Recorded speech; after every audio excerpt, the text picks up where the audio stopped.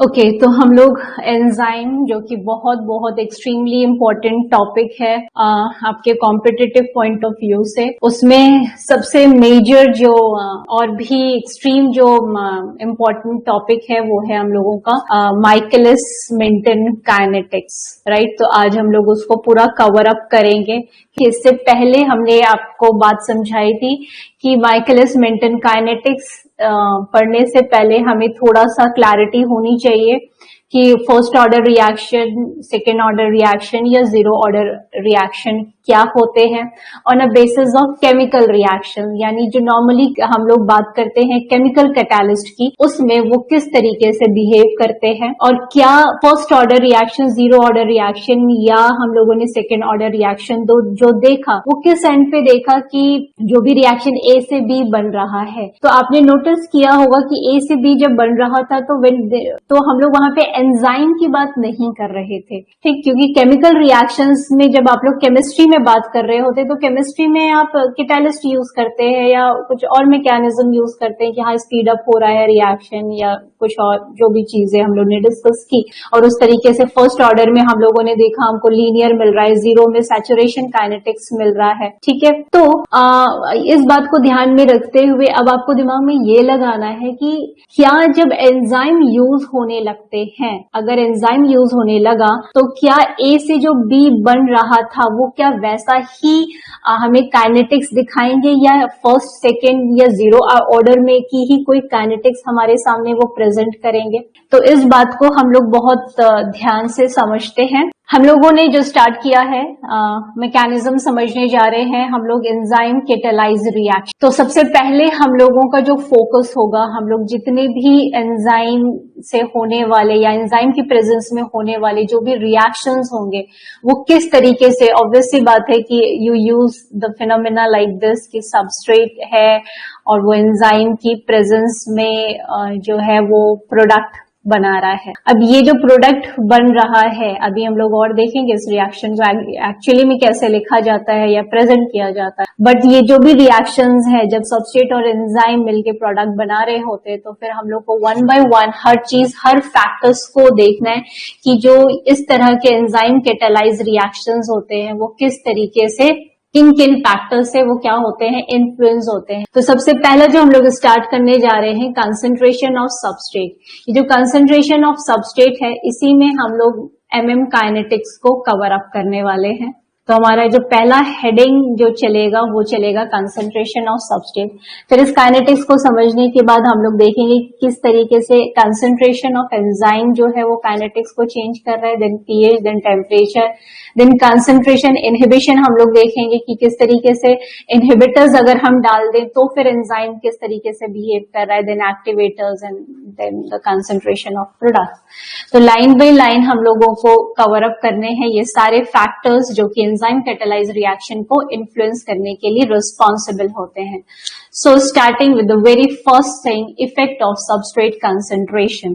तो जैसा कि यहाँ पे रिएक्शन दिया जा रहा है कि हाँ सबस्ट्रेट है और वो प्रोडक्ट बना रहा है। फॉर एग्जाम्पल अगर आप देखें अभी हम लोगों ने जो देखा था फर्स्ट ऑर्डर रिएक्शंस में कि क्या देख रहे थे हम लोग, ए से बी बन रहा है, ए इज अ रिएक्टेंट और बी प्रोडक्ट बन रहा है। तो हम लोगों को जो ग्राफ मिल रहा था वो कैसा कुछ मिल रहा था कि भाई जो रेट ऑफ रिएक्शन है उसका किस तरीके से हमें मिल रहा था, रेट जो मिल रहा था वो कैसा मिल रहा था, पैराबोलिक मिल रहा था या लीनियर मिल रहा था। और सबसे बड़ी बात है कि जब भी आप कोई ग्राफ, हालांकि हम लोग जब मॉलिक्यूलर या और जब ग्राफिकल एनालिसिस पे आएंगे, आई डोंट नो मैंने अभी ये चीजें मेंशन की हैं या नहीं की हैं, तो क्या होता है कि आपको सबसे पहली चीज क्या होता है, यहाँ एक्स या वाई पे कुछ मेंशन हो या नहीं हो, बट आपकी सबसे पहली, जैसे ही आप किसी ग्राफ को देखते हैं तो आपका जो आंखें होनी चाहिए वो सबसे पहले कहाँ जानी चाहिए कि एक्स पे क्या है और वाई पे क्या है, तभी आप किसी ग्राफ को डिफाइन कर सकते हैं, ठीक है। नहीं तो सिर्फ चीजों को, तो ऑब्वियस सी बात है अगर हमने पूछा 1 और 2 तो आपका आंसर स्ट्रेट फॉरवर्ड क्या होना चाहिए कि यहाँ पे वेलोसिटी वर्सेस टाइम के बीच में हमें दिख रहा है कंसंट्रेशन वर्सेस टाइम, टाइम। अब यहाँ पे और अच्छा जो स्टूडेंट है वो ये भी मेंशन कर सकता था कि मैम ये जो कंसंट्रेशन वर्सेस टाइम भी दिया है, वो कंसंट्रेशन यहाँ पे दो चीजें हैं, ए और बी है, तो यहाँ कंसंट्रेशन ए की बात कर रहे हैं, वो ऐसे मेंशन करता। तो करेक्ट आंसर जो क्या होता है, बहुत ही छोटे शब्दों में आपने कंप्लीट बात कह दी कि one is like rate versus time graph, this one is concentration of A versus time graph. तो क्योंकि यहाँ पे क्या हो सकता है, हम लोगों ने क्या देखा था कि ये ए का हो गया, जैसे जैसे आप टाइम होगा तो जो ए है वो सब रिएक्टेंट है ना वो कम होगा और प्रोडक्ट आपका बनेगा, ठीक। तो जाहिर सी बात है ये चीज क्लियर होनी चाहिए। तो कहने का सेंस ये है, अगर आप इस रिएक्शन को देखें कि ए से बी बन रहा है, जैसा कि फर्स्ट ऑर्डर काइनेटिक्स में हम लोगों ने देखा था, उसी तरीके से लोगों ने पहले जमाने में सोचा होगा कि सबस्ट्रेट से प्रोडक्ट बन रहा है, ठीक है, यही तो सोचा होगा, सबस्ट्रेट से प्रोडक्ट बन रहा है, कहीं एंजाइम है, एंजाइम की प्रेजेंस में भाई सबस्ट्रेट से प्रोडक्ट बन रहा होगा। तो ये जो रिएक्शन है उनको लगा कि भाई ये तो फर्स्ट ऑर्डर ही रिएक्शन होगा, यानी जो इसका जो ग्राफ होगा वो कैसा आपको मिलना चाहिए, ऐसा मिलना चाहिए, ठीक है। तो कहने का सेंस टोटलिटी में ये आया। अब हम थोड़ा सा जो चीजें बोली हैं वो हम अच्छे से और कर देते हैं ताकि आपको क्लियर हो जाए। तो अगर हम लोग यहाँ पे देखें तो हम लोगों ने फर्स्ट ऑर्डर को आपको ध्यान में रखना है। फर्स्ट ऑर्डर में आप दिमाग लगा सकते हैं कि यहाँ पे एक्चुअली में ए से जब बी हम लोग बना रहे थे तो हमें जो ग्राफ मिल रहा था, कुछ हमें ग्राफ ऐसा ही मिल रहा था, राइट, कि सबस्ट्रेट का ए का, मैं कंसंट्रेशन वहां नहीं लिख रही हूँ बट आपको पता है कि ये सबस्ट्रेट रिएक्टेंट का कंसंट्रेशन है और यहाँ पे क्या है, ये बी का प्रोडक्ट का फॉर्मेशन, ठीक है। कुछ इस तरीके के हम लोगों को ग्राफ मिले थे ये, ठीक है। और एक और ग्राफ क्या मिला था फर्स्ट ऑर्डर रिएक्शन में जो हम लोगों ने देखा था, एक था इस तरीके से लीनियर। तो टाइम के साथ जो है वो रेट ऑफ जो रिएक्शन है वो बढ़ रहा है। अब यहाँ सबस्ट्रेट से आप क्या बना रहे हैं, प्रोडक्ट बना रहे हैं। तो वहां पे उन लोगों ने यही सोचा कि शायद जैसा कि फर्स्ट ऑर्डर रिएक्शन नॉर्मली होता है उसी तरीके से एंजाइम कैटालाइज रिएक्शन में सबस्ट्रेट से प्रोडक्ट बन रहा होगा, तो वो कुछ इसी तरीके की चीजें, इसी तरीके का ग्राफ मिलना चाहिए, देख रहे हैं, इसी तरीके का ग्राफ मिलना चाहिए कि वक्त के साथ सबस्ट्रेट घटेगा और वक्त के साथ जो है प्रोडक्ट का कंसंट्रेशन जो है वो बढ़ेगा। इफ यू थिंक कि मैं ऐसे लिख दूं, ये मैं लिख दे रही हूँ, ठीक है, ये बी है। तो क्या इसमें आपको कोई अंतर लग रहा है कि भाई सही, कोई इसमें गलत बात तो दिख नहीं रही है, ऐसा ही होना चाहिए कि ये फर्स्ट ऑर्डर काइनेटिक्स इस तरीके से दिखना चाहिए यहाँ पे भी, राइट। और अगर हम लोग थोड़ा सा और बढ़ के बात करें, right now what I am discussing is very basic. अगर ये आपने पकड़ लिया तो हर चीज समझ में आने वाली है, विच इज डैम श्योर। तो एक और बात यहाँ पे अगर आप देखिए, ये क्या है, ये सिंगल रिएक्शन दिख रहा है आपको, और अगर हम ये कहें बी से ए बन रहा है तो आप कह सकते हैं रेट कांस्टेंट जो हम लोगों ने बात की थी K-1, मतलब K-1 जो ये दिखा रहा है वो क्या है कि प्रोडक्ट से जब A बन रहा है तो रेट कांस्टेंट क्या है, वो क्या हम बोल रहे हैं K-1, ठीक है। तो यानी यहाँ पे क्या है, रेट ऑफ फॉरवर्ड रिएक्शन, यानी यहाँ पे एक इक्विलिब्रियम बताने की कोशिश की जा रही है कि एक पोजीशन आएगी जहां पे ये इक्विलिब्रियम में एस्टैब्लिश हो गया। तो यहाँ पे भी यही बात होगी, यहाँ पे ये इक्विलिब्रियम में एस्टैब्लिश ये भी हो सकता है, ठीक है। तो हम लोग यहाँ पे इक्विलिब्रियम की बात कर सकते हैं इस केस में भी कि इक्विलिब्रियम क्या होता है, जब rate of forward reaction is equal to rate of backward reaction, ठीक है। यहाँ पे भी वही बात हो सकती है इस तरीके से, यहाँ पे यही बताने की वो लोग उस समय यही वाली चीज सोच रहे होंगे, yes, rate of formation is equal to forward reaction equals to rate of backward reaction, यही चीज होगी।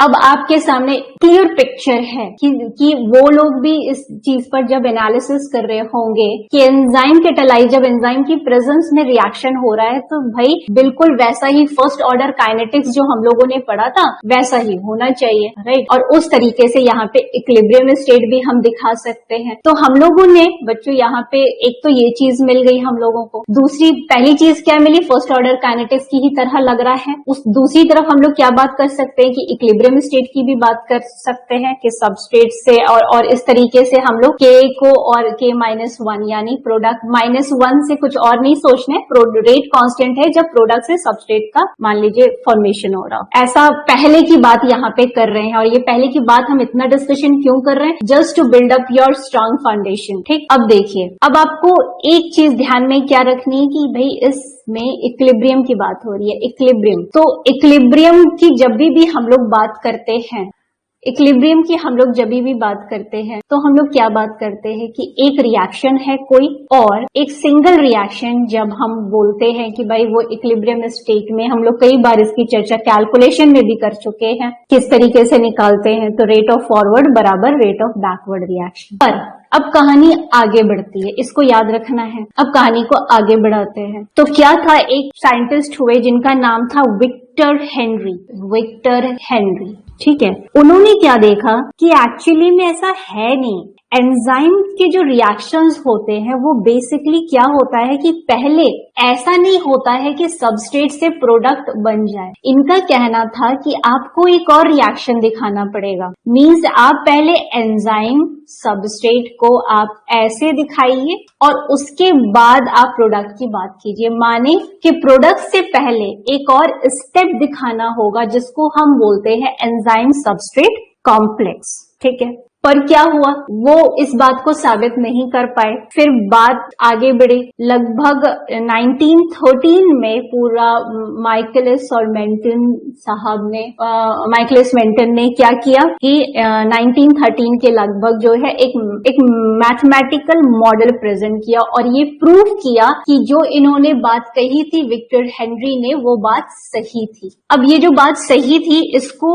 थोड़ा सा अब आपको ये भी समझना होगा। यहाँ पे अब रिएक्शन आगे बढ़ गया, तो यहाँ पे अब इक्विलिब्रियम की बात करना है, क्योंकि इक्विलिब्रियम की जब हम लोग बात करते हैं भाई किसी भी चीज को अब हमें एक्सपेरिमेंटली प्रूव करना है, तो आपको पहले कोई हाइपोथेसिस डेवलप करनी पड़ती है। तो हम लोग एक्सपेरिमेंटेशन का कभी वो होगा तो डिस्कस किया जाएगा, बट एक होता है ना, एक अनुमान आप लगाते हो कि हाँ हम ऐसा करते हैं। आप कोई खाना बना नहीं जा रहे हो तो आपको कुछ नई रेसिपी बनानी है, तो आप क्या मन में सोचते हो कि हम ये डालेंगे तो ये बन जाना चाहिए, ये बनना चाहिए फॉर श्योर। ठीक है, अब वो तो एक्सपेरिमेंट के बाद पता चलेगा कि वो होता है या नहीं होता है, बट आप एक स्टैंडर्ड चीज लेके चलते हो, हाइपोथेसिस भी करते हो और एक स्टैंडर्डाइजेशन भी करते हो। ठीक है, तो इसमें क्या हुआ कि इन्होंने जो माइकलिस मेंटन काइनेटिक्स मॉडल जो दिया गया, उसके लिए उन्होंने कुछ बातों को पर जोर दिया कि इस काइनेटिक्स के लिए हमने कुछ एजम्पशंस लिखे हैं। एजम्पशन यानी कि एज्यूम किया है कि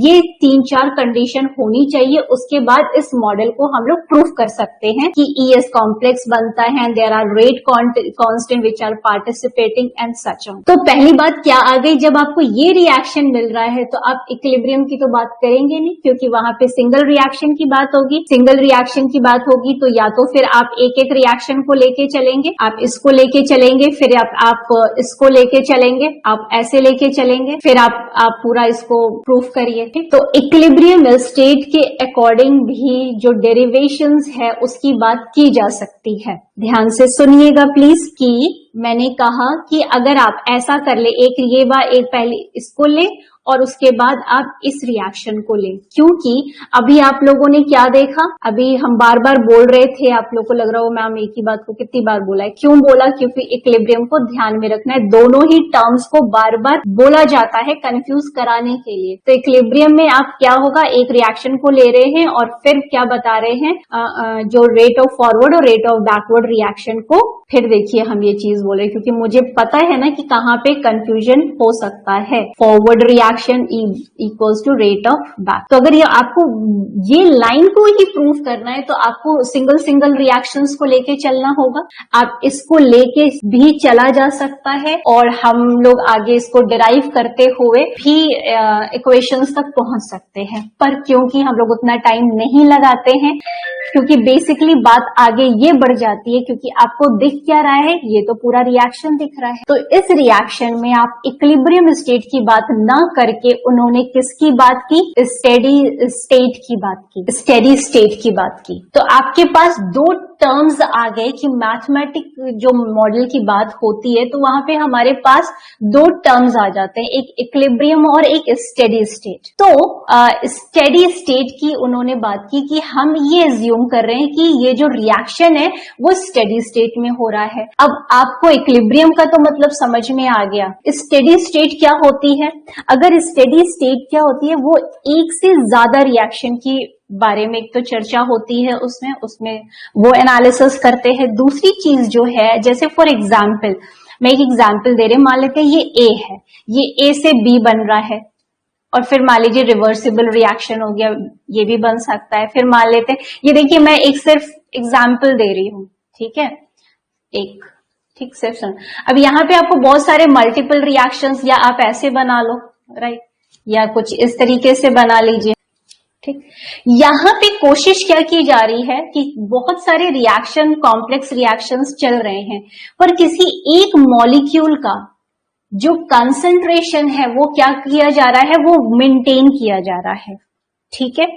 यहाँ पे एक किसी मॉलिक्यूल के कंसंट्रेशन को, कुछ भी स्टेप्स हो रहे हैं उसके कंसंट्रेशन को मेंटेन किया जा रहा है। जैसे आप लोगों ने जब आप लोगों ने पढ़ा होगा अपनी पूरी बायोलॉजिकल साइंसेस की जर्नी में, आपने जरूर ये समझा होगा कि देखिए साइटोप्लाज्म में एटीपी एडीपी रेशियो का कंसंट्रेशन ये रहता है, यानी साइटोप्लाज्म में एच और एनएडी प्लस का कंसंट्रेशन मेंटेन करने की कोशिश की जाती है।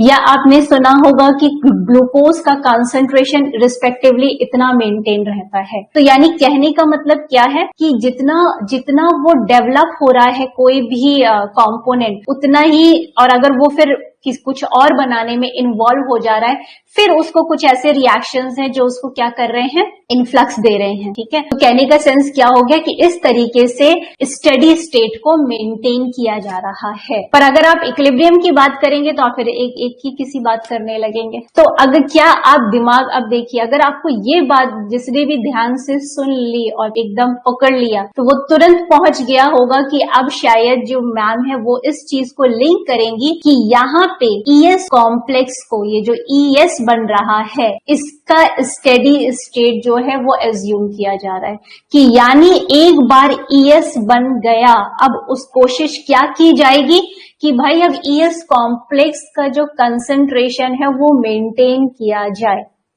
मैंने ये कहा है, अब एक बार पूरा हम रीकैप कर रहे हैं।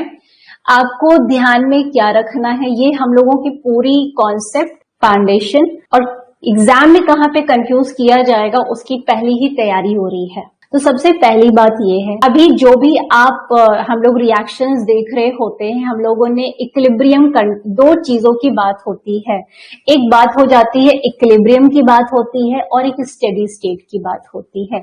जैसा कि आप लोगों ने प्रीवियसली यहाँ पे देखा कि यहाँ पे बहुत क्लियरली, अगर जिसने, पहली बात तो वो पहला वाला जो हम लोगों ने फर्स्ट ऑर्डर और रेट ऑर्डर रिएक्शंस देखा था वो क्लियर होना चाहिए। उससे आप ये समझिए, हम फिर से पूरी स्टोरी को वो कर रहे हैं कि जब जैसे ही आपको बोला जाता है बच्चों फर्स्ट ऑर्डर को याद करिए, तो आप क्या कहते हैं कि ए से बी बन रहा होता है, और ए से जो बी बन रहा है उसमें हम लोग जो है रेट कांस्टेंट निकाल सकते हैं, रेट ऑफ रिएक्शन निकाल सकते हैं, और उसमें इस तरीके से आगे अगर हमें इक्विलिब्रियम कंपोनेंट की भी बात करनी हो तो हम कहेंगे ए से बी बन रहा है और बी से ए, जब मतलब बैकवर्ड, अगर ये रिएक्शन रिवर्सिबल है, ऑब्वियसली बात है ना, हम लोग रिवर्सिबल रिएक्शन की बात करते हैं। तो जब आप रिवर्सिबल रिएक्शन की बात कर रहे हैं तो आप क्या एज्यूम कर सकते हैं, आप रेट कांस्टेंट निकाल सकते हैं, हम लोगों ने पहले ही निकाला हुआ है। तो जब वहां पे निकाल रहे हैं, जैसे हम लोग नहीं बात कर रहे थे, इट्स लाइक कि this is the rate of reaction, it was directly proportional to this K1, आपको ये याद आया, ठीक है। फिर हम लोग लॉ ऑफ मास एक्शन के अकॉर्डिंग हम लोग क्या बोलते हैं, जहां पे directly the rate was directly proportional to the concentration of substrate, फिर लॉ ऑफ मास एक्शन के अकॉर्डिंग ये जो प्रोपोर्शनल है वहां पे हम क्या लगाते थे, इक्वल टू, और उसके बाद एक कांस्टेंट ऐड करते हैं एंड दिस कंसंट्रेशन। याद आया? ये वाली चीज सबको पहले याद आई? तो अगर ये याद है, इस तरीके से ये चीजें याद है तो कोई दिक्कत नहीं होनी चाहिए। ठीक है, तो यही चीज हम लोग कर रहे थे। तो फर्स्ट ऑर्डर काइनेटिक्स में हम लोगों ने क्या एज्यूम किया, ए से बी बन रहा है, और अगर यही चीज बैकवर्ड भी हम एज्यूम कर सकते हैं, और उस कंसिडरेशन में अगर हम इस रिएक्शन को एज अ इक्विलिब्रियम मेंशन करें तो हमें कुछ क्या मिलेगा, ग्राफ इस तरीके से मिल रहा है, हम लोगों ने उस दिन देखा भी था। और अगर रेट ऑफ रिएक्शन की बात करें तो हम लोग वेलोसिटी और टाइम ऐसे ग्राफ बनाए तो हमें एक लीनियर स्ट्रेट लाइन मिलती है। तो कहने का तात्पर्य ये है कि फर्स्ट ऑर्डर काइनेटिक्स की जब बात आई तो हमें सारी चीजें इस तरीके से यहाँ जो मेंशन किया है मैंने वो दिख रहा है आपको। अब क्या हुआ कि जो अर्लियर टाइम पीरियड में फिर बात आने लगी कि भाई इस जैसा फर्स्ट ऑर्डर हमें केमिस्ट्री में दिख रहा है तो बायोलॉजी में भी सबस्ट्रेट से प्रोडक्ट बनता है।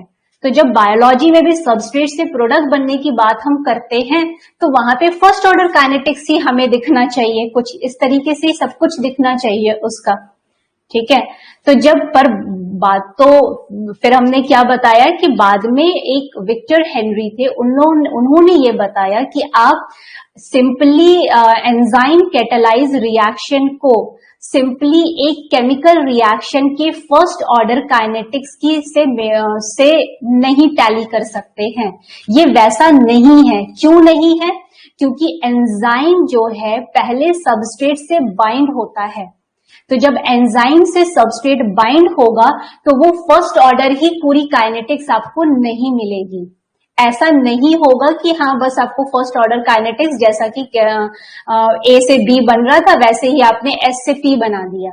उन्होंने ये बात कही पर वो इस बात को प्रूफ नहीं कर पाए। उन्होंने फिर इस बात को प्रूफ किसने किया कि नहीं सही बात है कि सिर्फ एस से पी हम नहीं दिखा सकते, इस एस से पी बन रहा है, इस बात को प्रूफ कर इससे पहले ईएस कॉम्प्लेक्स बन रहा है।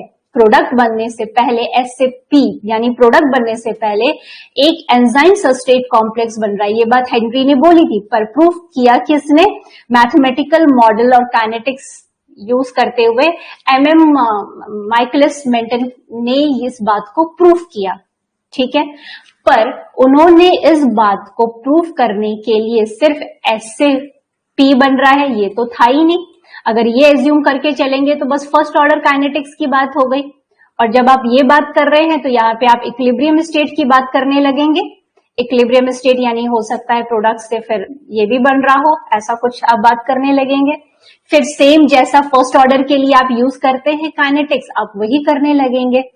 तो इन्होंने रिएक्शन को आगे बढ़ाया। इन्होंने कहा कि हम एस से पी नहीं लिख सकते, हमें क्या लिखना होगा? एंजाइम लिखना होगा, हमें एस लिखना होगा। ई एस से फिर ई एस पहले बनेगा। ठीक है, तो वही यहां से भी आपको एक काइनेटिक्स दिख रही है ना। फिर ई एस से क्या बनाना होगा? ई से ई प्लस पी बनेगा। एक ये वाली चीज एस्टैब्लिश होगी। ठीक, तो उन्होंने इस बात को प्रूफ करने के लिए इस मॉडल में जो फिर मैथमेटिक्स लगाई, हाँ ये सही है, जो भी इस मॉडल को प्रूफ करने के लिए जो भी मैथमेटिक्स लगाई तो उसमें उन्होंने क्या एज्यूम किया कि इसको हम इक्विलिब्रियम नहीं क्या सोच के चल रहे हैं? स्टेडी स्टेट है, स्टेडी स्टेट। ठीक, हमने फिर बीच में ये डिस्कस किया कि आप चाहे तो अलग अलग करके ऐसे इसको फिर रिएक्शन को पहले इसको सोचिए फिर इक्विलिब्रियम में इसको एस्टैब्लिश। इक्विलिब्रियम जैसे ही बोला, इक्विलिब्रियम का मतलब rate of forward reaction equals to rate of backward reaction, ये हो गया। फिर आपको दूसरा रिएक्शन ये लेना होगा, ES से E प्लस P बन रहा है, यानी इसमें भी फिर आप मतलब इक्विलिब्रियम में आपको क्या लेना होगा? इक्विलिब्रियम को सोच के अगर हम कोई मैथमेटिक्स लगा रहे हैं तो हमें रिएक्शन सिंगल सिंगल लेना होगा। पर यहाँ पे इन्होंने क्या किया? इन्होंने स्टेडी स्टेट की बात की। किसने स्टेडी स्टेट की बात की? माइकलिस मेंटन ने बोला कि हम जो है इक्विलिब्रियम की बात नहीं कर रहे, हम बात कर रहे हैं स्टेडी स्टेट की बात कर रहे हैं। तो हमने पूरा यहाँ पे स्टेडी स्टेट क्या होता है उसको एक्सप्लेन किया। स्टेडी स्टेट क्या होता है, पूरा एक टाइप का वहां पे आप सिंगल रिएक्शन की बात नहीं करते, पूरे एक कॉम्प्लेक्स रिएक्शन की बात करते हैं। और वहां पे स्टेडी स्टेट क्या होता है कि जहां पे मॉलिक्यूल के किसी मतलब एक कंसंट्रेशन को, उसके कंसंट्रेशन को मेंटेन किया जा रहा है, ठीक है, जैसा कि हम लोगों ने इस वाले पोर्शन में देखा, ठीक है। तो यहाँ पे ए को मेंटेन किया जा रहा है, जबकि ए जो है मल्टीपल रिएक्शन से अटैच्ड है, ठीक है, पर फिर भी नेचर क्या कर रही है कि इसको मेंटेन, इसके कंसंट्रेशन को मेंटेन करने की कोशिश कर रही है। मान लेते हैं ए से बी अगर ज्यादा बन रहा है, ए से बी ये वाला रिएक्शन मान लेते हैं, चलिए एक छोटा सा एग्जांपल, ए से बी बहुत तेजी से बन रहा है, तो आप ये समझ जाएंगे कि उसी समय डी से ए भी बन रहा होगा ताकि इसका कंसंट्रेशन मेंटेन किया जाए, ठीक है। तो इस तरीके से जो मल्टीपल रिएक्शंस होते हैं और जहां पे एक कंसंट्रेशन को मेंटेन रखने की कोशिश की जा रही है, उसे हम कहते हैं स्टेडी स्टेट। इसी चीज को आप, इसी स्टेडी स्टेट अगर ये समझ में आ गया, इसको अगर आप यहां अप्लाई कर दें, किसके में अप्लाई कर दीजिए, ये जो इनका मैथमेटिकल मॉडल था इसमें अगर आप अप्लाई कर दें तो आप क्या कहेंगे, यहाँ पे किसको मेंटेन करने की कोशिश की जा रही है, ई एस कॉम्प्लेक्स को मेंटेन करने की कोशिश की जा रही है। ओके, ठीक। तो अब इसी को आपको ध्यान में रख के चलना है, किसको, स्टेडी स्टेट।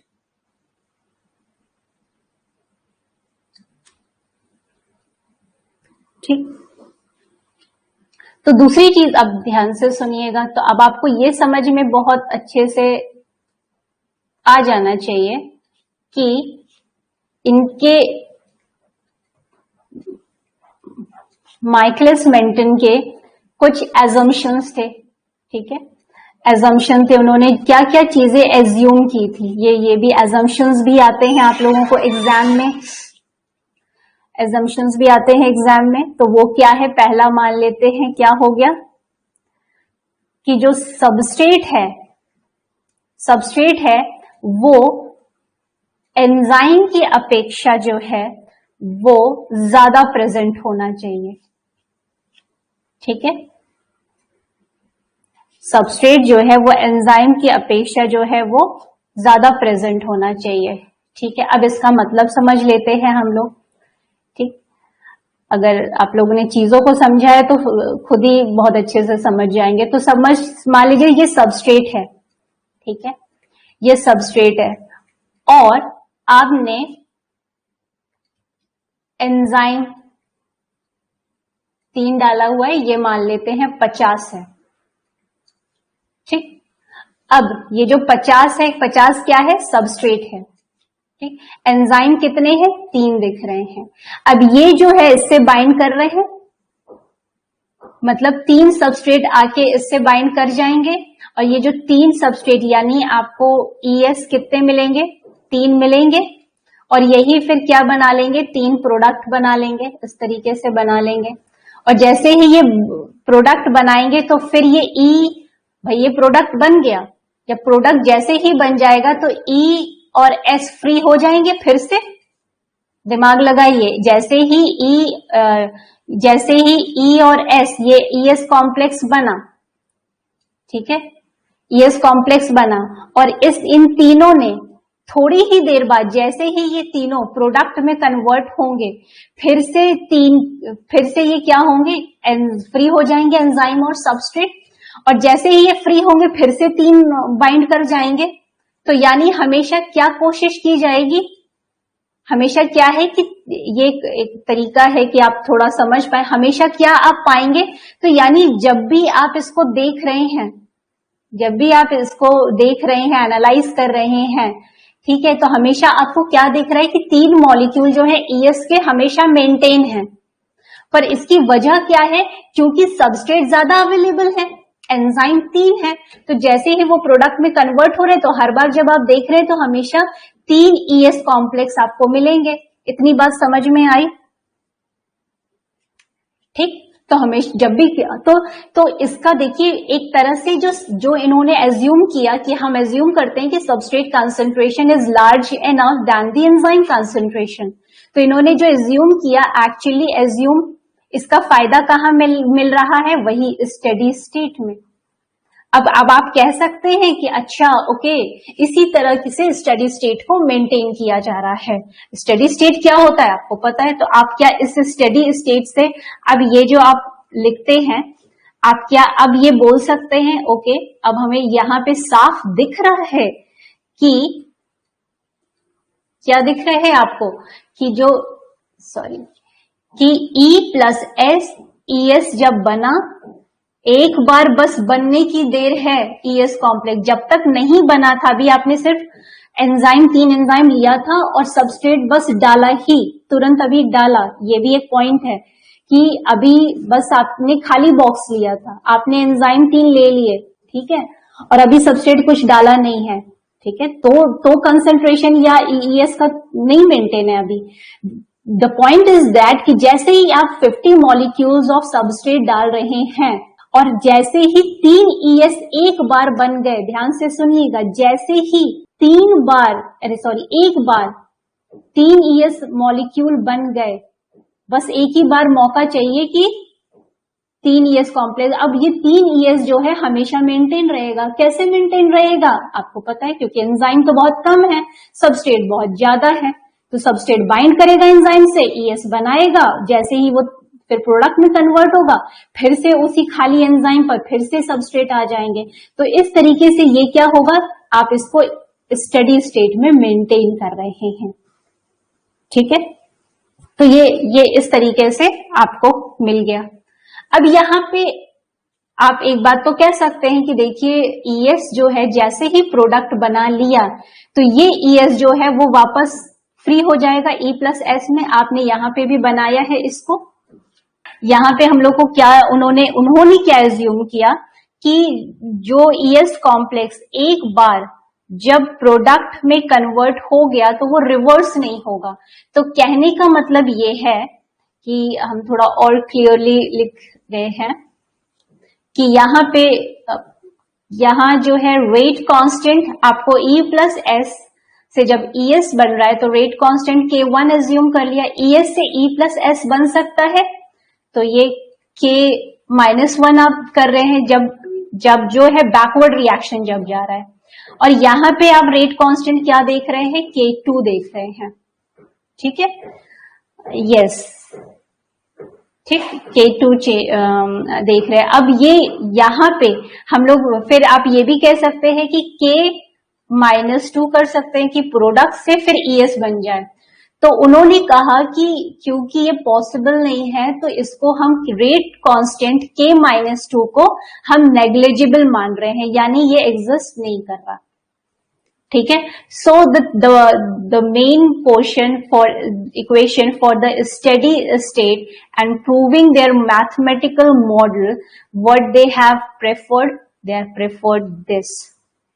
तो अब ये इसको लेकर वो आगे चले विद दीज 3 एजम्पशन। तीसरा एजम्पशन क्या था, तीसरा एजम्पशन था कि जो K-2 है वो क्या है, नेग्लिजिबल उन्होंने लिया, ठीक है।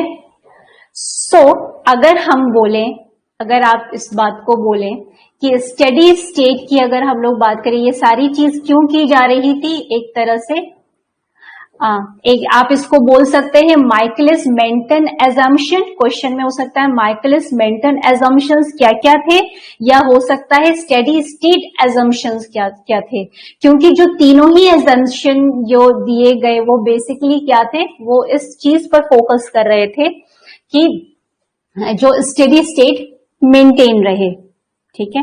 तो हम अब ये इस बात को ऐसे कर सकते हैं कि स्टेडी स्टेट को मेंटेन करने के लिए rate of formation of ES equals to rate of breakdown of ES, ठीक। तो अगर हम लोग इस बात को, ठीक, तो ये चीज होनी चाहिए। अब ये जो ब्रेक, अब आपको ये चीज समझ रही है कि रेट ऑफ फॉर्मेशन के लिए आप क्या क्या चीजें लेंगे। मतलब आपके सामने एक रिएक्शन है ना, विच इज दिस।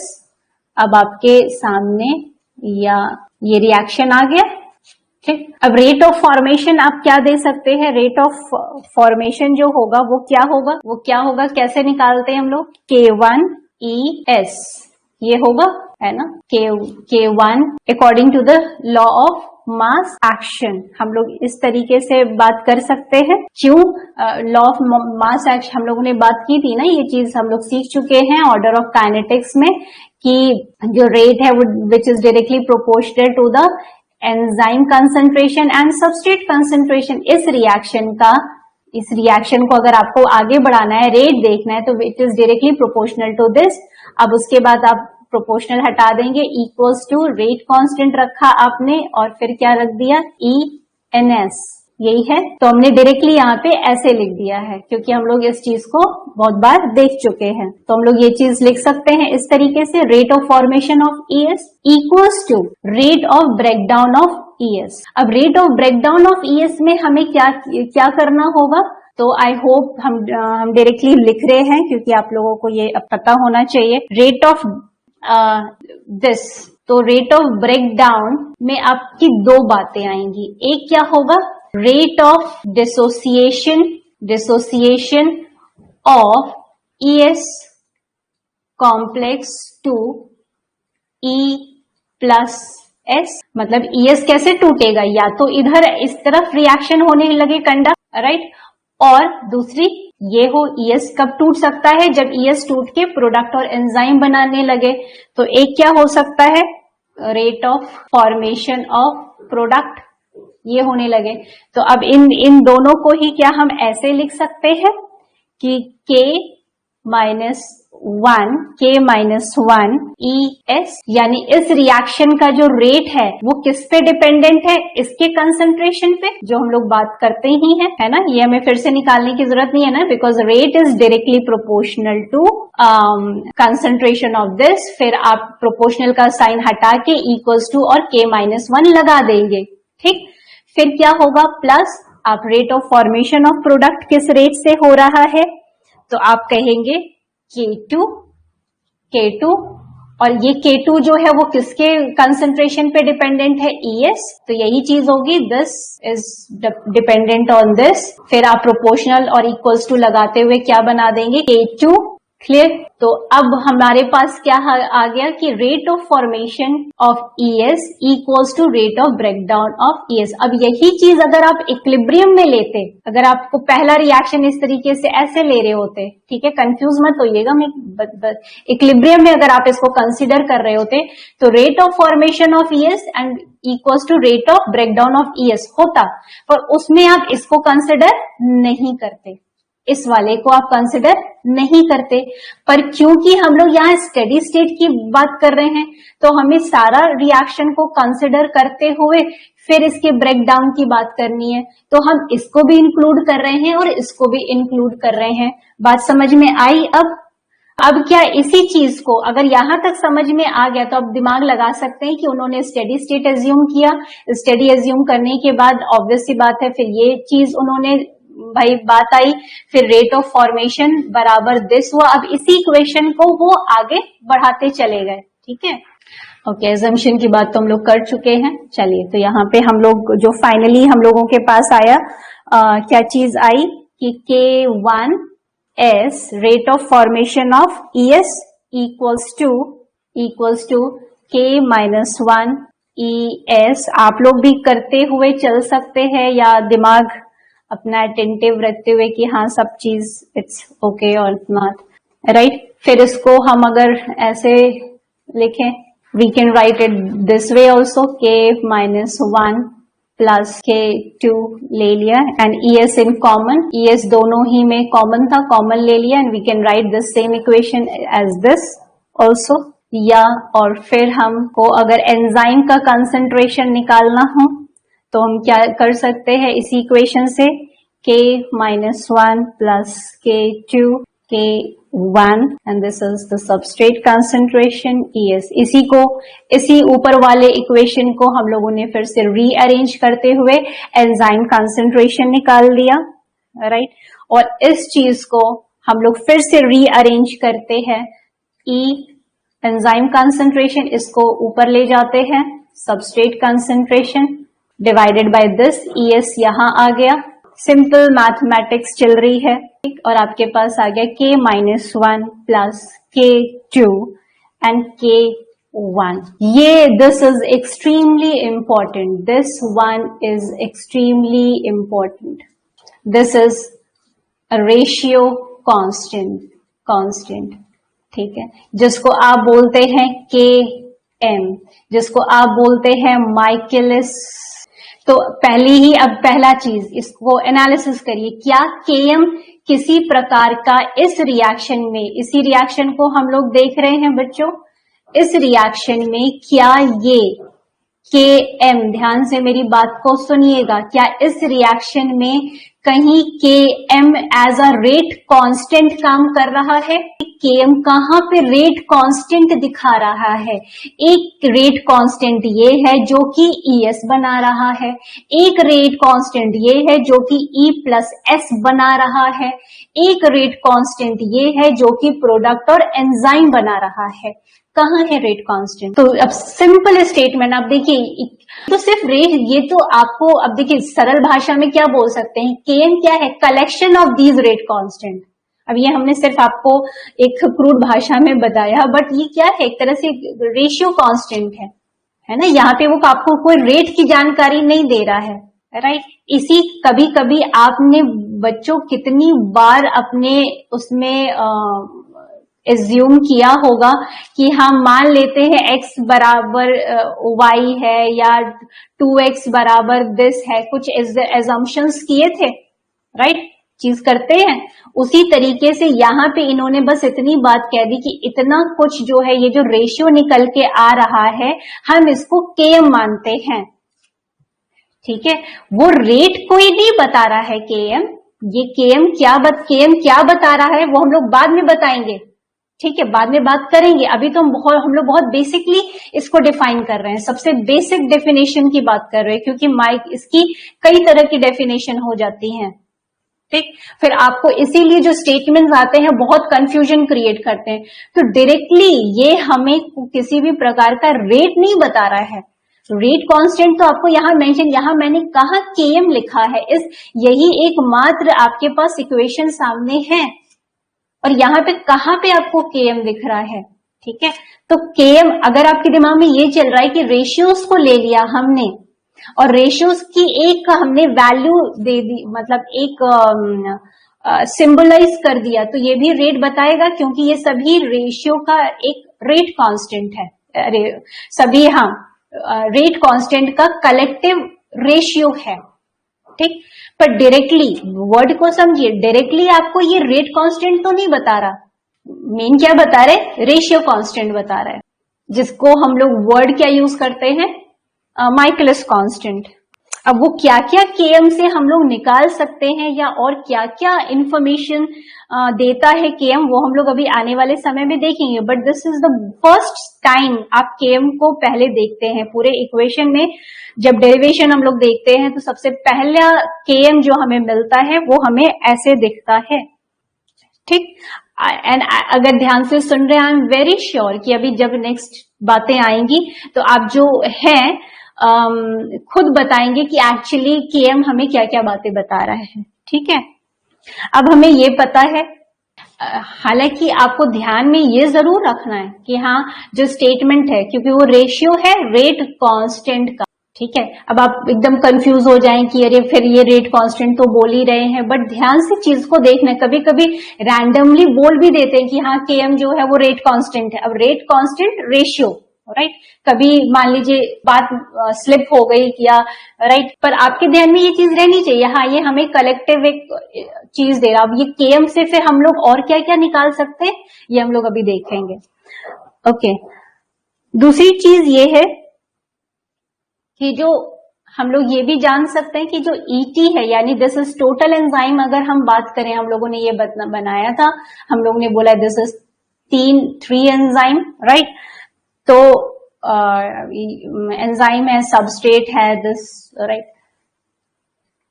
ठीक।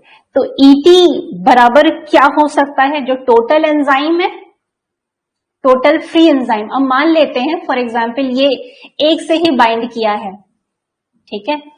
तो अगर हम आपसे पूछें कि टोटल एंजाइम इसमें कितने हैं, तो आप कहेंगे एक तो 2 फ्री एंजाइम है, 2 फ्री एंजाइम है, तो this is free, representing free, और ये क्या है प्लस ES, और एक जो है ES से बाउंड हो चुका है, तो आप क्या कहेंगे टोटल 3। तो टोटल एंजाइम को हम free enzyme concentration plus ES concentration represent कर सकते हैं, बिल्कुल कर सकते हैं। तो एंजाइम का अगर सिर्फ हमें enzyme concentration, free enzyme concentration निकालना हो तो हम क्या निकाल सकते हैं, ET minus total enzyme minus ES कर सकते हैं। अगर हम कर दें, ये टोटल कितने हैं अभी आपको दिख रहे हैं, ये टोटल आपको दिख रहे हैं 3, और एंजाइम कॉम्प्लेक्स कितना बना हुआ है, तो आप बोलेंगे -1 बना है, तो E कितना, फ्री एंजाइम कितने हैं 2 है। अगर यही पूछे हम टोटल एंजाइम इसको देखकर बताइए, तो आप कहेंगे 2 फ्री है, तो 2 फ्री है और एक, तो वो 3 हो गया, राइट। तो इस तरीके से हम फ्री ये चीज निकाल सकते हैं, ठीक है। तो अभी तक हम लोग अभी ये बात को ध्यान में रखना है, ठीक है, क्योंकि इसको हम लोग सेट करेंगे अपने इसमें, राइट, जो हम लोगों को यहाँ पे आया है। तो खैर ये जो हम लोगों को आया, यहाँ तक हम लोग रुके थे और हम लोगों ने कहा कि इसको जो है आप KM कर सकते हैं। तो क्या हम ES divided by ES equals to KM लिख सकते हैं, यहाँ पे ऐसे लिख सकते हैं। तो चलिए लिख दिया जाता है, तो ES and ES equals to KM हम लोगों ने लिख दिया, ठीक, ओके। और अब जो वैल्यू आई है E की, ये E की वैल्यू आई है, E की वैल्यू कहां से निकाला है आपने, यहां से। ये E को, ये जो है इस E को सब्स्टिट्यूट कर दीजिए यहां पे, ठीक है। तो you have to substitute this, तो आप क्या लिखेंगे, E total enzyme minus ES then S, ठीक, इसको ब्रैकेट में कर देते हैं हम लोग, और क्या हो गया, ES इक्वल्स टू KM। उसके बाद अगर हम लोग इसको फिर से रीअरेंज कुछ इस तरीके से भी कर सकते हैं, मैं थोड़ा एक स्टेप आगे चल रही हूं, KM, ठीक, ये रीअरेंज करने के बाद आएगा। नेक्स्ट आप एंजाइम सबस्ट्रेट कंसंट्रेशन निकाल सकते हैं, फिर से रीअरेंज करते हुए, ओके। ये हम लोगों का अभी तक का डेरिवेशन इक्वेशन हुआ।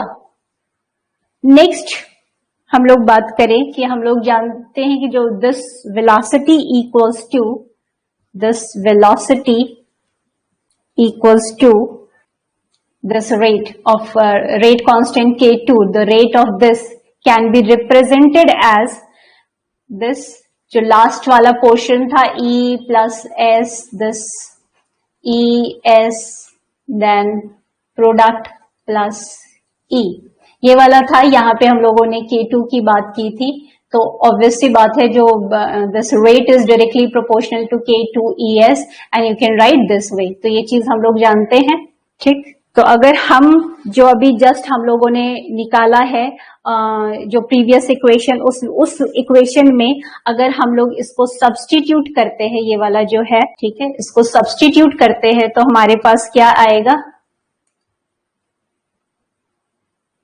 V equals to K2 ET S KM plus S, ये है, राइट। यहाँ पे हम लोगों ने सब्स्टिट्यूट किया, किसको सब्स्टिट्यूट किया है, राइट, यहाँ पे K2 ES जो था, ES की जगह हम लोगों ने ये सब्स्टिट्यूशन किया है, सिंपल सब्स्टिट्यूशन है, ठीक है। क्लियर हो रहा होगा आई थिंक, ओके।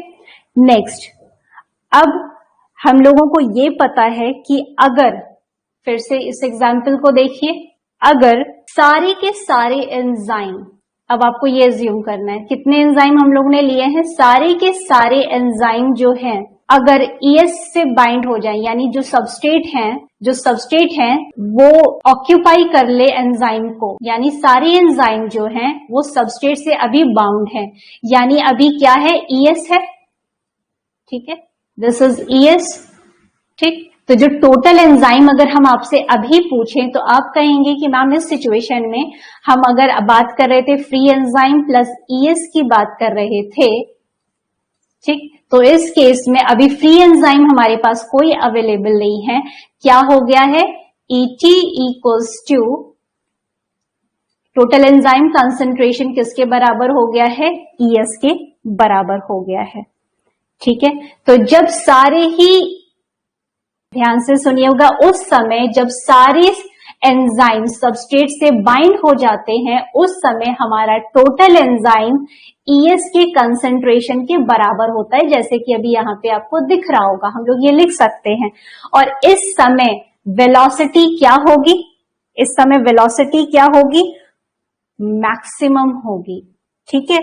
तो जब मैक्सिमम वेलोसिटी होगी तो इस केस में क्या हम वेलोसिटी को इस तरीके से, मैक्सिमम वेलोसिटी जब होगी तो Vmax equals to K2 ET भी लिख सकते हैं, क्योंकि भाई ES जो है, अब आप इसको एज्यूम करें कि सारे के सारे एंजाइम, यहाँ पे देखना है एंजाइम सबस्ट्रेट से बाइंड हो चुके हैं, तो ES बराबर ET होगा, तो हम ES को एलिमिनेट करके ET लिख सकते हैं, तो यहाँ पे हमने ET लिख दिया।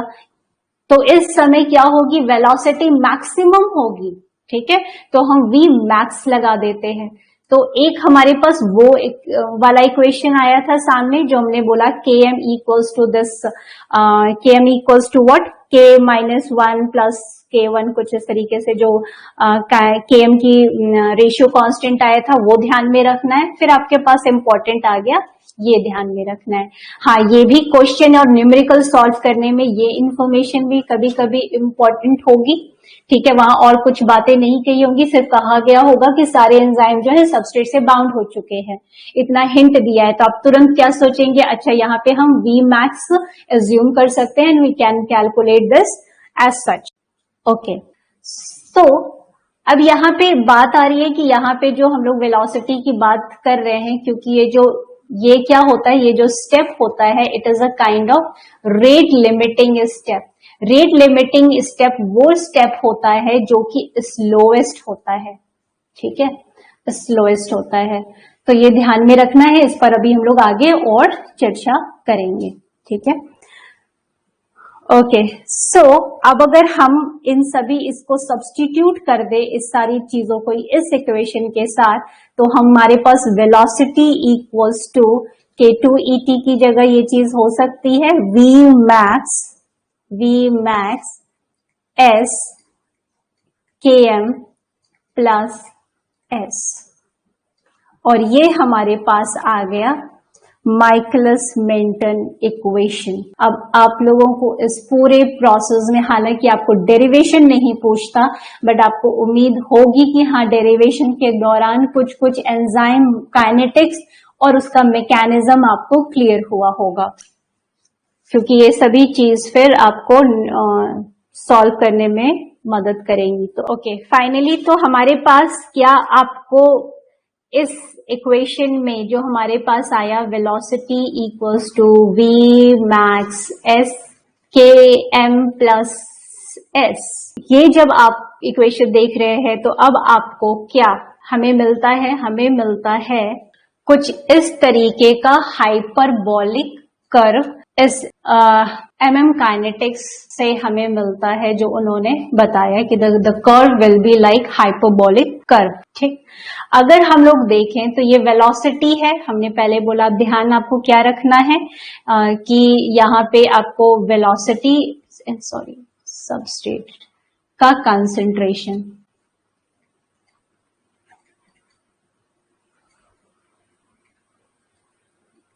ठीक, ओके। अब यहाँ पर ध्यान से देखते चलिए, यहाँ पे आते आते ये आपको क्या है, ये एक हाइपोथेटिकल चीज होती है, क्योंकि मेजॉरिटी टाइम Vmax कोई अचीव नहीं करता है, राइट, एंजाइम, बट क्योंकि इक्वेशन को भाई हाइपोथेसाइज किया जाता है, राइट, तो यहाँ पे क्या है, ये वी मैक्स, ठीक है, तो ये वी मैक्स सिचुएशन है जहां पे वेलोसिटी अपने मैक्सिमम पर है, ठीक है। अगर आप यहाँ पे इसको देखें तो ये जो पोर्शन है यहाँ पर, इतना पोर्शन जो है, ये आप अगर देखेंगे तो आपको ये लीनियर लग रहा होगा, लीनियर लग रहा होगा, ठीक है। और यहां पे अगर आप देखेंगे तो आपको ये फ्लैट लग रहा है, ठीक। तो अगर हम लोग इस एंजाइम काइनेटिक्स में हम जब rate of reaction versus substrate concentration जब ग्राफ ड्रॉ करते हैं तो हमें हाइपरबॉलिक कर्व दिखता है, और इनिशियली अगर हम एनालाइज करें तो हमें शुरुआत में एक लीनियर सा कर्व मिल रहा है और यहाँ पर हमें फ्लैट जोन मिलता है। इससे हम क्या बता सकते हैं कि हमें एंजाइम कैटालाइज रिएक्शन में क्या मिल रहा है, हमें फर्स्ट ऑर्डर काइनेटिक्स देखने को मिला, फर्स्ट ऑर्डर काइनेटिक्स देखने को मिल रहा है। कब मिल रहा है, किस कंडीशन में मिल रहा है, अब आप यहाँ पे दिमाग लगा सकते हैं। जब यहाँ पे मान लेते हैं 2 मिलीमोलर में, ठीक है, 2 मिलीमोलर, 4 मिलीमोलर, 6, 8, 10 एंड 12, ठीक है, ये हमें मिल रहा है। तो ये हमारी जो फर्स्ट ऑर्डर काइनेटिक्स यहाँ पे जो हमें दिख रही है, तो यहाँ पे हमें क्या दिख रहा है, जब सबस्ट्रेट का कंसंट्रेशन Km से बहुत बहुत कम है, तो उस समय क्या मिल रहा है हमें, सबस्ट्रेट का कंसंट्रेशन, मैंने उल्टा ड्रॉ कर दिया, ज्यादा बना दिया, बोल दूसरा चीज रहे थे। सबस्ट्रेट का कंसंट्रेशन क्या है, वो कम है, किससे, Km से, राइट। तो उस समय हमें क्या दिख रहा है, हमें दिख रहा है कि जो रेट है वो क्या है, वो डायरेक्टली प्रोपोर्शनल है, रेट जो है वो डायरेक्टली प्रोपोर्शनल है सबस्ट्रेट कंसंट्रेशन के, ठीक है। जैसे जैसे सबस्ट्रेट कंसंट्रेशन बढ़ रहा है वैसे वैसे रेट लीनियर वे में बढ़ रहा है, ठीक है। तो ये हमारा जो है, ये लीनियर जो है क्या बताता है कि जब सबस्ट्रेट अमाउंट कम है तो हमें फर्स्ट ऑर्डर काइनेटिक्स देखने को हाइपरबॉलिक कर्व में देखने को मिलता है, ठीक है। तो यहाँ पे अब जैसे यहाँ पे हमने लिखा है S substrate concentration is less than Km, ठीक। तो यहाँ पे अगर हम लोग देखें लेस देन Km, तो ऑब्वियस सी बात है यही इक्वेशन जो है फिर इस कंडीशन में क्या बन जाएगा, V equals to V max S divided by Km। क्यों, क्योंकि सबस्ट्रेट कंसंट्रेशन Km से बहुत कम है, तो इसको नेग्लिजिबल कर दिया हमने, तो आपके पास इस तरह का इक्वेशन आएगा। तो कभी कैलकुलेशन के दौरान कुछ इस तरह की इंफॉर्मेशन दी हुई है तो आप ये लगा सकते हैं, ठीक है। और जिनको बहुत प्रैक्टिस हो गई तो वो इसी को याद रखेंगे, इसी इक्वेशन को याद रखेंगे and they can solve many problems, right. दूसरी चीज हमें क्या देखने को मिल रही है, क्या हमें आप कह सकते हैं एक मिक्स्ड ऑर्डर काइनेटिक्स मिल रहा है, ठीक है। तो यहाँ पे अभी क्या है कि अगर आप देखें तो ये जो है यहाँ पे आपको कुछ वेरिएशन देखने को मिल रहा है, this is kind of mixed order kinetics, ठीक है। समवेयर अगर आप इसको सेकेंड ऑर्डर काइनेटिक्स से भी रिलेट कर सकते हैं, ठीक है। तो यहाँ पे हम लोग सबस्ट्रेट और प्रोडक्ट की ही बात कर रहे हैं, तो इन दैट कंसिडरेशन आपको क्या बात करनी होगी, हम लोग बोल सकते हैं कि मेन क्या है, यहाँ पे जो रेट ऑफ रिएक्शन है इट इज नाउ, हाँ आप लोग बताइए, it is now independent rate of reaction जो है वो इंडिपेंडेंट है, यहां पर आपको देखना है वो इंडिपेंडेंट है या डिपेंडेंट है सबस्ट्रेट कंसंट्रेशन पे। अभी यहां की बात हो रही है, ठीक है, यहाँ पे ध्यान में रखना है। चलिए ओके, अब एक आया कि हाँ सबस्ट्रेट प्रेजेंट होना चाहिए, ठीक, तो बट एग्जैक्टली ये बता पाना कि हाँ जो जो ऑर्डर है वो फर्स्ट ऑर्डर में होगा या जीरो ऑर्डर में होगा, राइट, तो यहाँ पे हम ये चीज नहीं बता सकते। तो हम इसको कैटेगराइज कहाँ कर रहे हैं, इस पोर्शन को हम लोग कैटेगराइज कर रहे हैं मिक्स्ड ऑर्डर काइनेटिक्स में, ठीक है। फॉर एग्जाम्पल अगर हम लोग जैसे इससे और आप लोग बेटर समझ पाएंगे इस मिक्स्ड ऑर्डर काइनेटिक्स को, कि अगर हम लोग देखें यहाँ पे हम लोगों के पास क्या है कि जब सबस्ट्रेट कंसंट्रेशन बहुत बहुत बहुत ज्यादा है Km से, है ना, यहाँ पे है 12 होगी, मतलब 8 से ही आप करिए, 8, 10, 12 बहुत ज्यादा है। कहने का सेंस ये है कि चलिए अब आप लोग वही वाला एग्जाम्पल ले लीजिए। अगर हम आपसे पूछे ये 3 एंजाइम है, अभी 50 आप लोगों ने मॉलिक्यूल सबस्ट्रेट के डाले थे, यानी 50 तो बहुत ज्यादा हुआ। अब आप जो है वैसे ही ये मैक्सिमम पे है, क्यों, क्योंकि तुरंत ये बाइंड कर रहा है, फिर प्रोडक्ट दे रहा है, फिर खाली हो जा रहा है, फिर बाइंड। अब आप क्या कर रहे हैं, डबल कर दे रहे हैं, या मान लीजिए 60 कर दिया, 80 कर दिया, करते जा रहे हैं, तो क्या इसके रेट ऑफ रिएक्शन पे अब कोई प्रभाव पड़ेगा? नहीं पड़ेगा, क्योंकि एंजाइम उतने ही हैं। अगर आप एंजाइम बढ़ा दे तो भले ही अलग कहानी हो, पर अब सबस्ट्रेट वैसे ही अभी वो 50 सबस्ट्रेट को ही कंज्यूम नहीं कर पा रहा है, क्योंकि एंजाइम कम है, राइट, उसको ही कंज्यूम नहीं कर पा रहा है और आप डाले जा रहे हैं। तो मैक्सिमम वेलोसिटी यहाँ पे क्या था, अभी 8 मिलीमोलर था, वो Vmax पे पहुंच गया, फिर अब 10 मिलीमोलर कंसेंट्रेशन बढ़ा रहे हैं और सबस्ट्रेट बढ़ा रहे हैं, तो ये वैसा ही कर्व दिखा रहा है। फिर यहाँ पे यानी फ्लैट दिखा रहा है। कौन सी काइनेटिक्स दिखा रहा है, ये जीरो ऑर्डर काइनेटिक्स, ये दिखा रहा है जीरो ऑर्डर काइनेटिक्स। तो अब आप क्या कह सकते हैं, अब आप अब आप बहुत अच्छे से समझ जाएंगे। यहाँ पे देखिए, तो यहाँ पे क्या आ गया, जीरो ऑर्डर काइनेटिक्स, ठीक है। यहाँ पे फर्स्ट ऑर्डर काइनेटिक्स, यानी यहाँ पे वो सबस्ट्रेट पर डिपेंडेंट नहीं है, यहाँ पे वो सबस्ट्रेट पर डिपेंडेंट है। तो सबस्ट्रेट पे डिपेंड होना यानी first order kinetics linear, substrate पर डिपेंड नहीं होना यानी अब यहां पर क्या है, जीरो ऑर्डर काइनेटिक्स में सबस्ट्रेट आप डालेंगे कोई प्रभाव नहीं पड़ेगा, यानी सबस्ट्रेट अब रिएक्शन जो है वो सबस्ट्रेट इंडिपेंडेंट हो गया है ना। हम लोगों ने उस समय बात की थी जीरो ऑर्डर में, ठीक, तो यहाँ पे हमें फ्लैट मिलने लगा। अब जो इसके बीच का जो इंटरमीडिएट स्टेट होगा सबस्ट्रेट कंसंट्रेशन का, तो वो क्या कहलाएगा, यानी वो जीरो से, कहने का सेंस क्या है कि अभी सबस्ट्रेट पर इंडिपेंडेंट नहीं हुआ है, यानी ये एक इंटरमीडिएट स्टेज है सबस्ट्रेट की, इंटरमीडिएट स्टेज है, ठीक है।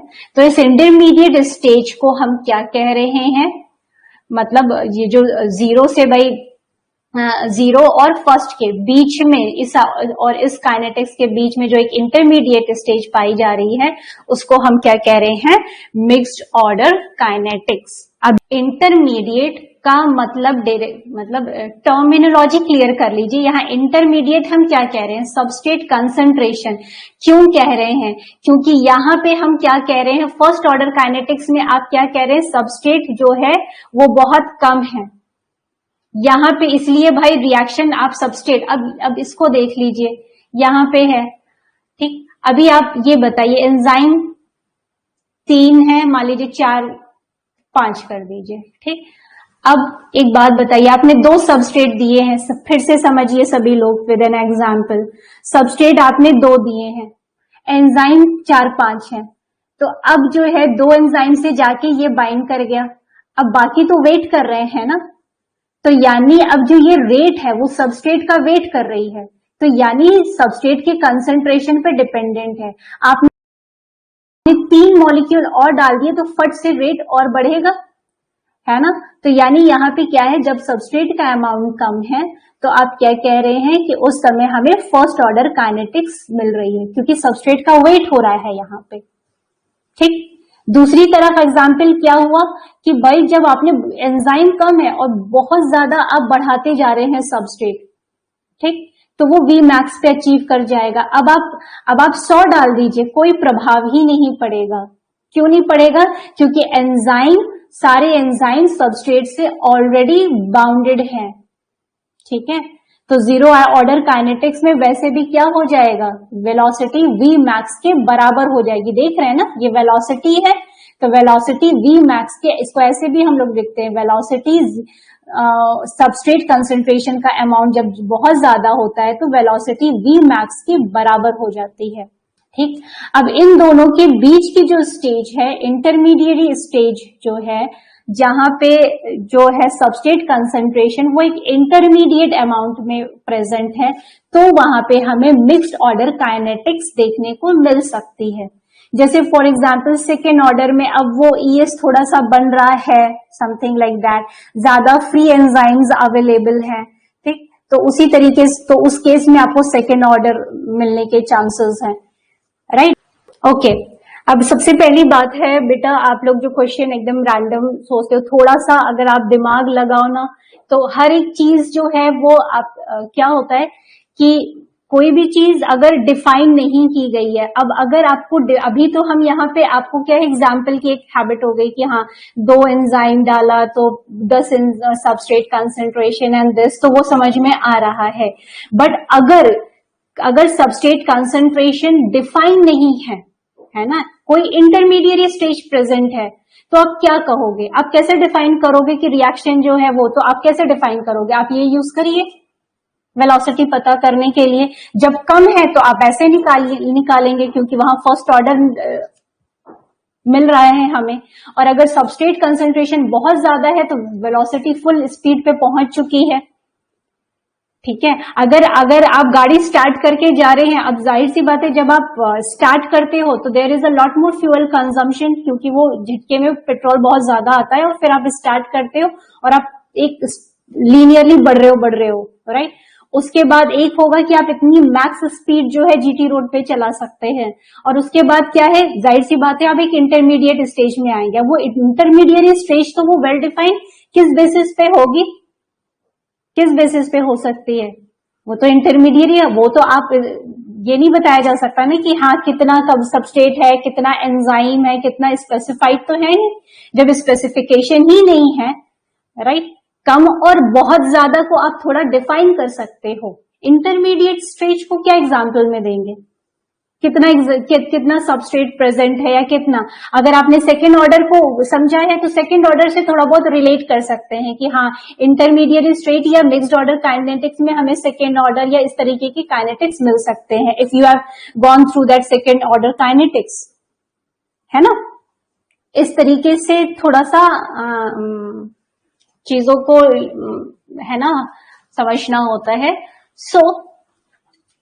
तो ऑन द होल तो ये जो हाइपोबोलिक का एक एक्सप्लेनेशन है जहां पे हमें ये क्लैरिटी मिलती है कि yes we can get those things कि हाँ बहुत सबस्ट्रेट का क्या हो रहा है रिजल्ट, कम सबस्ट्रेट पर क्या हो रहा है, और इंटरमीडिएट स्टेज पे क्या हो रहा है।